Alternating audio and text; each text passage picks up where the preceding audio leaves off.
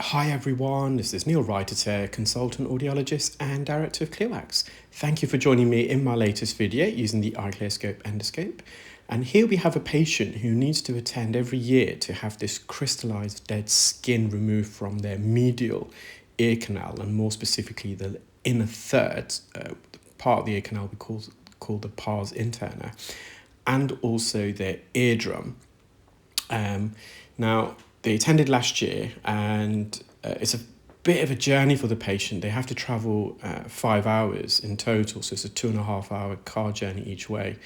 So this year they decided to see someone more locally to see if they could do it, but they just said they weren't confident in working this close and this deep in the ear to remove this, and that's fair play. I'd rather a specialist know their limitations and not attempt these types of procedures. They are the more complex ones because we're working very closely to the canal wall, as you can see here, and as the video proceeds, we're working directly on the patient's eardrum. So that's always important to know your limitations and when to refer onwards accordingly.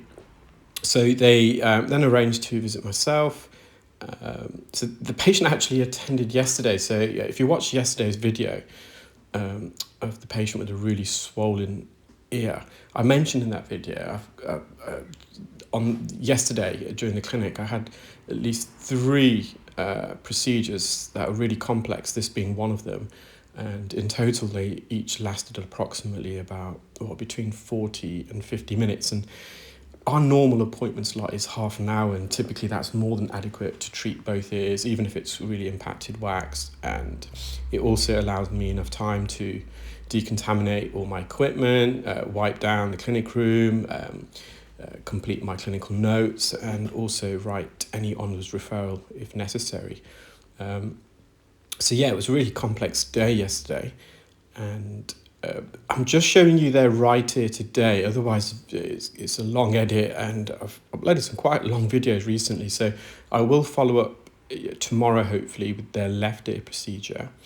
So we're using, I think I'm using the 17 gauge suction tip, which is slightly larger in diameter in comparison to the 18 gauge suction tip that we normally use.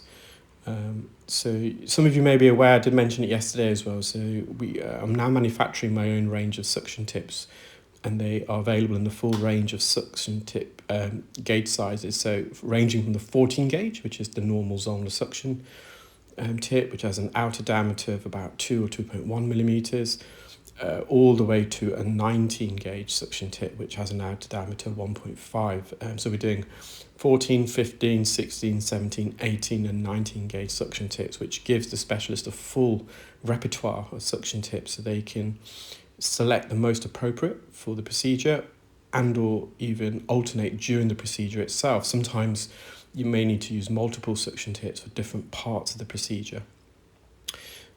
So I think actually I'm going to use the 14 gauge a bit in a moment because I'm going to put some more oil in now.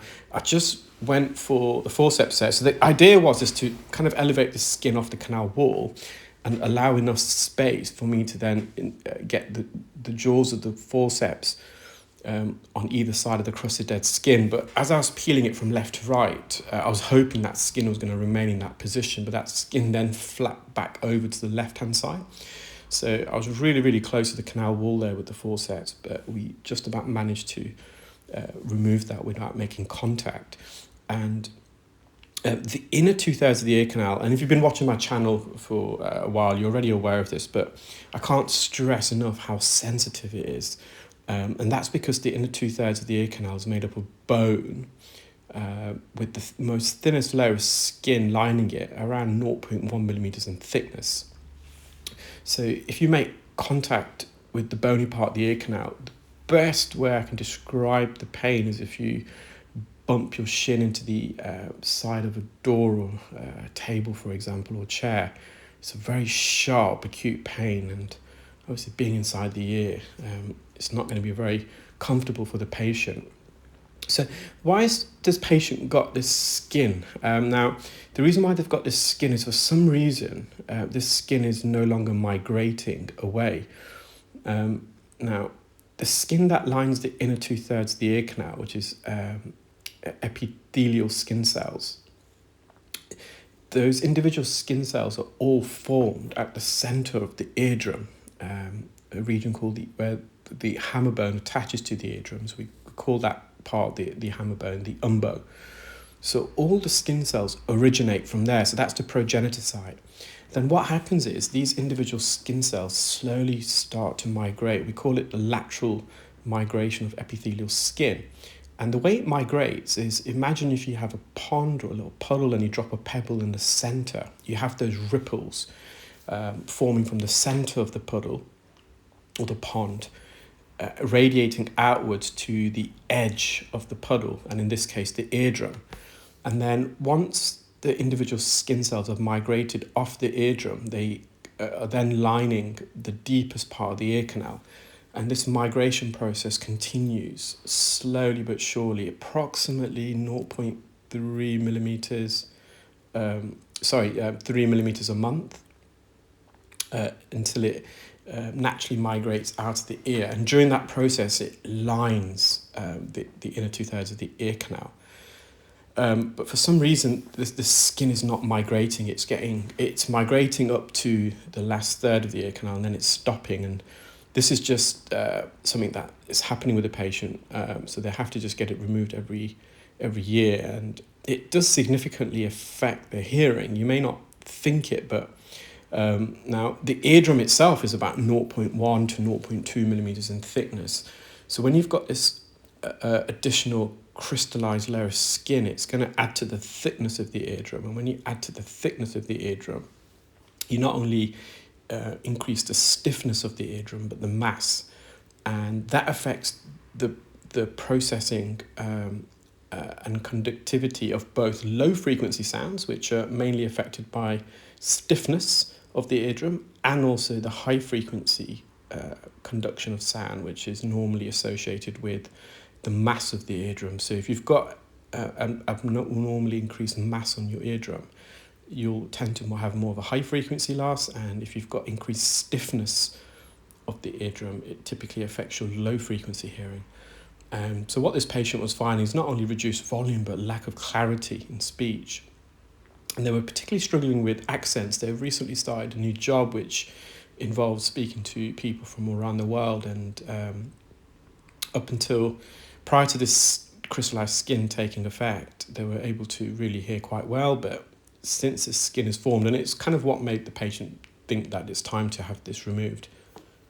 So you can see the back part of the eardrum is now becoming visible, but every time I'm trying to peel the skin left to right, it's flapping back. Momentarily, I've gone back in with the 14 gauge suction tip just to suction some excess oil out because it's getting a bit blurry. One of the difficulties we had is at the entrance. You may have seen this patient's got quite a few hairs there.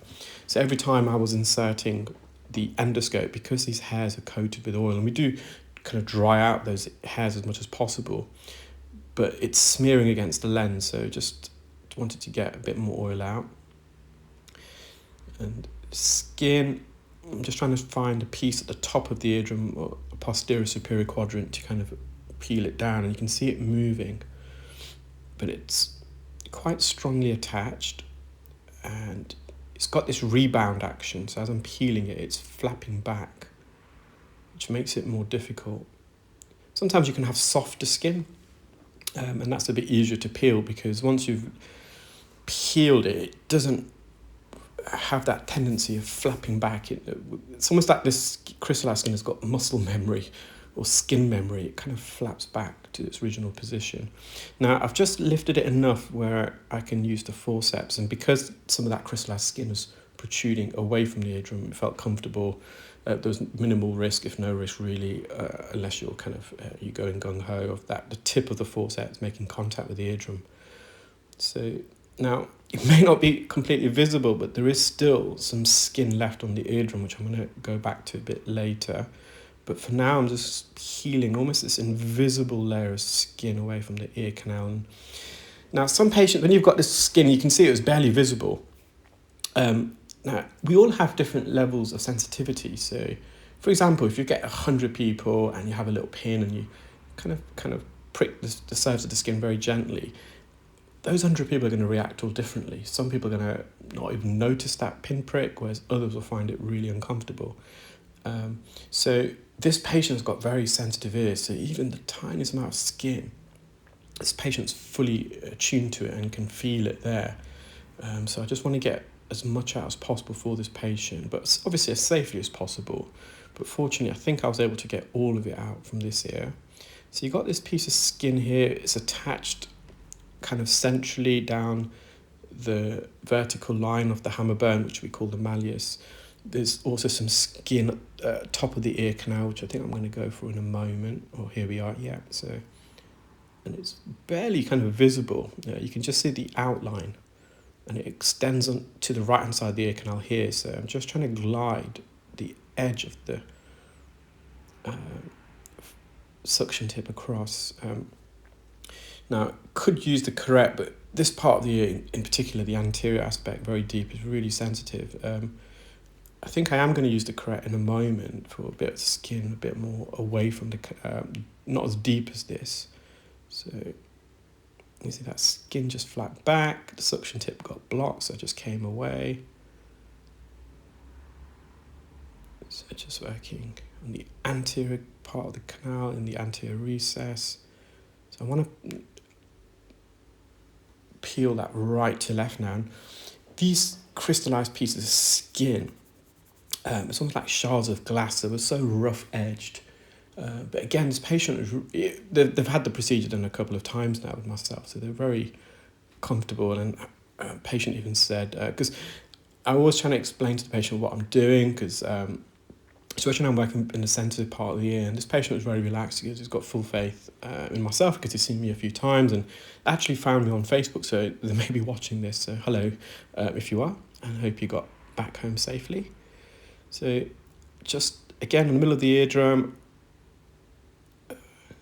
there's the tiniest bit there, but I think I'm going to go back for that in a moment. But again, I'm just coming away. Sometimes it's good just to come away from the eardrum for a while, just to give not only my arms a bit of a rest, but also just kind of, because obviously suction can be a bit noisy. Now, when we use the fine end, it's obviously less noisy than the standard Zollner suction probe, but it's always good just to kind of come away and sometimes work at a different part of the ear, then go back. So here I'm using the right correct. I'm just using the tip just to elevate this. And then I'm going to glide it in a moment. Well, I'm going to get this excess out first, but I do think I'm going to use it again. And with the correct, we've got this curvature, and hopefully you will see it in a moment, which, okay, it can't mimic every individual's ear canal, because everyone's ear canal is different, but we've kind of got an average curvature of the ear canal, and we've tried to mimic that curve to mimic the architecture of the ears. And the reason for that is then it's less friction. The patient's going to be feeling it less. And also with the right angle correct, the tip of the correct is tapered, so it's thinner. You can see that angulation there. And fortunately it's got stuck to the end, so that came away. So there's still a little bit left, just at the front part of the eardrum and to the roof. So I'm just going back in. So we are actually applying a bit of pressure on the eardrum. And when you watch the left ear tomorrow, we really do go into the eardrum. And with the left side, I was almost pushing the skin up against the eardrum and then gliding it to one side. It was the only way it was going to come away.